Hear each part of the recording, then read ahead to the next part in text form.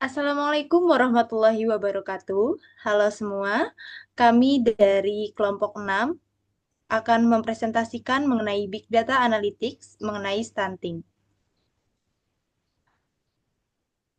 Sebelumnya, izinkan kami memperkenalkan diri. Yang pertama, tim kami ada Evrino Wahyu Eko Pambudi dengan nomor NIM 334222107. Yang kedua ada saya sendiri Nabila Izza Sifana dengan NIM 334222117 dan rekan saya Riza Sukmawardani dengan NIM 334222120. Oke, beranjak ke latar belakang. Berdasarkan data yang ada, 1 dari 4 anak di Indonesia mengalami stunting. Hal ini menunjukkan stunting masih menjadi masalah kesehatan utama di Indonesia, terutama di wilayah dengan akses terbatas ke layanan medis.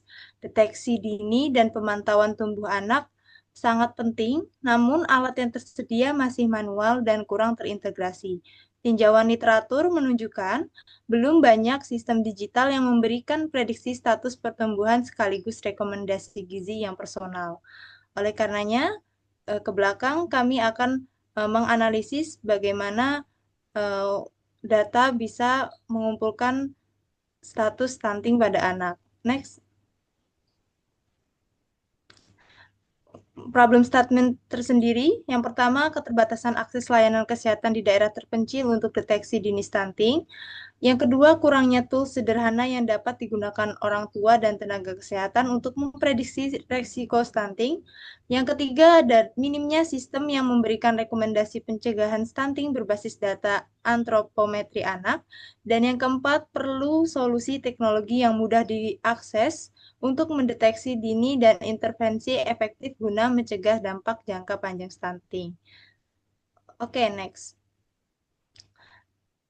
Dari problem statement yang sudah kami kumpulkan, kami merumuskan masalah apa saja dataset yang diperlukan untuk membangun model deteksi stunting, dan yang kedua, bagaimana menganalisis suatu model untuk deteksi stunting tersebut. Untuk datasetnya sendiri, yang pertama dataset Kaggle. Jenisnya dataset publik tentang stunting dan wasting pada anak. Karakteristiknya data antropometri anak dengan berbagai status gizi. Yang kedua ada dataset satu data atau transformasi. Jenisnya dataset yang telah ditransformasi dan disesuaikan untuk kebutuhan proyek. Sumber asli kemungkinan berasal dari Survei Status Gizi Indonesia atau SSGI atau Data Kesehatan Nasional. Untuk jumlah rekor dan skala data, volume data, dataset berisi ribuan hingga puluhan ribu rekor anak Indonesia. Rentan usianya, anak balita usia 0 sampai 5 tahun.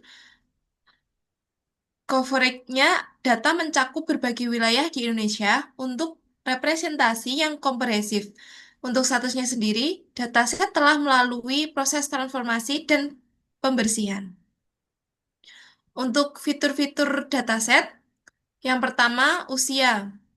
Tipe tipenya numerik, satuan, bulan, deskripsi usia anak dalam bulan untuk kategori balita. Yang kedua, jenis kelamin. Tipenya kategorikal, nilai laki-laki atau perempuan, encoding, ditransformasi menjadi numerik untuk model. Yang ketiga ada tinggi badan, tipenya numerik, satuannya sentimeter, deskripsi tinggi badan anak sesuai standar pengukuran antropometri. Yang keempat ada berat badan, tipenya sendiri numerik, satuannya kilogram, deskripsi berat badan anak sesuai standar pengukuran antropometri. Baik, untuk langkah-langkah untuk pembuatan model, di sini yang pertama, karena untuk ketentuan kita mewajibkan menggunakan PySpark, maka kita install terlebih dahulu untuk PySpark. Kemudian yang kedua, kita mengambil dataset dari yang kita telah unduh. Di sini kami sudah meletakkan dataset di Google Drive supaya lebih aman. Maka kita ambil dataset dari Google Drive menggunakan fiturnya dari Google Colab itu sendiri dan dimount di Content Drive. Dari dataset yang banyak kita gabung menjadi satu, kemudian kita eksplorasi data dan menampilkan data apa saja yang terdapat di file dataset. Nah, di sini juga ada data yang telah dieksplorasi dan ditampilkan head-nya saja. Terdapat 6 kolom, yaitu jenis kelamin, umur, tinggi badan, berat badan, status stunting, dan wasting, beserta tipe datanya. Kemudian dari dataset yang telah dieksplorasi, kemudian kita melakukan pembersihan data untuk menghapus missing values atau data yang terdapat value kosong dan membuat salinannya supaya aman. Kemudian langkah selanjutnya yaitu transformasi data. Di sini tidak ada enrichment, melainkan hanya transformasi untuk tipe data atau kolom umur, tinggi, berat badan ke tipe data float untuk lebih aman lagi, dan kemudian di encoding tipe data jenis kelamin ke numerik. Di sini laki-laki ke 0, kemudian perempuan ke 1. Dan pembuatan float tipe status stunting mulai dari 0 sampai dengan 3. Dan di sini hasilnya eh, kita visualisasikan dan termasuk dalam kategori deskriptif. Kemudian selanjutnya kita analisis prediktif menggunakan Spark MLlib. Di sini kita mulai dulu menggunakan Spark Session dengan aplikasi bernama Stunting Analysis. Kemudian kita verifikasi isi Spark data frame-nya apakah sudah benar atau belum, dan di sini sudah menampilkan semua value yang sudah ditransformasi tadi. Kemudian selanjutnya pembuatan fitur menggunakan library vector assembler dan standard scaler. Di sini untuk vector assembler digunakan untuk menggabungkan semua fitur yang dibutuhkan seperti umur, jenis kelamin, tinggi badan, dan berat badan, dan menghasilkan fitur yang belum di skala atau belum diukur dan yang nantinya akan digunakan kembali atau direalisasikan di standard scaler. Dan di standard scaler eh, akan menghasilkan sebuah fitur dan stunting. Kemudian selanjutnya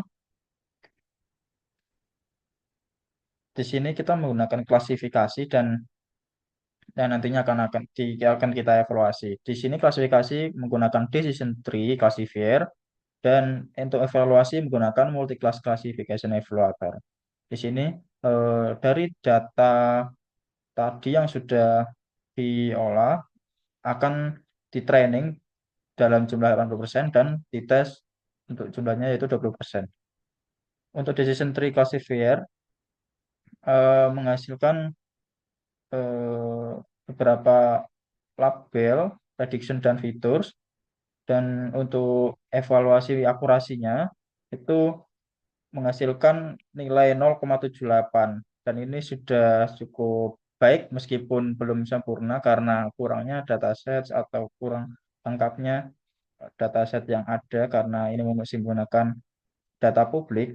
Kemudian dengan akurasi yang sama, kemudian F1-nya 0,73 dan weight precision 0,78 dan hampir mirip yaitu berkisar di nilai 0,78. Kemudian selanjutnya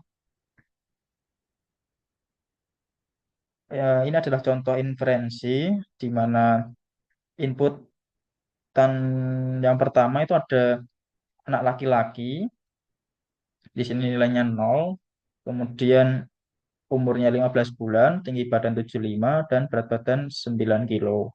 Kemudian yang kedua ada anak perempuan 20 bulan, tinggi badan 80 cm, berat badan 10,5 kg. Kemudian yang ketiga ada anak laki-laki dengan umur 30 bulan, tinggi badan 95 cm, dan berat badan 15 kg. Dan dari inputan tadi akan diproses dengan model yang telah kita buat dengan nilai akurasi 0,78 tadi dan menghasilkan nilai prediksi. Untuk yang anak laki-laki 15 bulan tadi hasilnya sangat stunting atau severely stunt. Kemudian yang kedua yang anak perempuan 20 bulan severely stunt, dan yang anak laki-laki tadi dengan hasil prediksi tall atau tinggi. Next.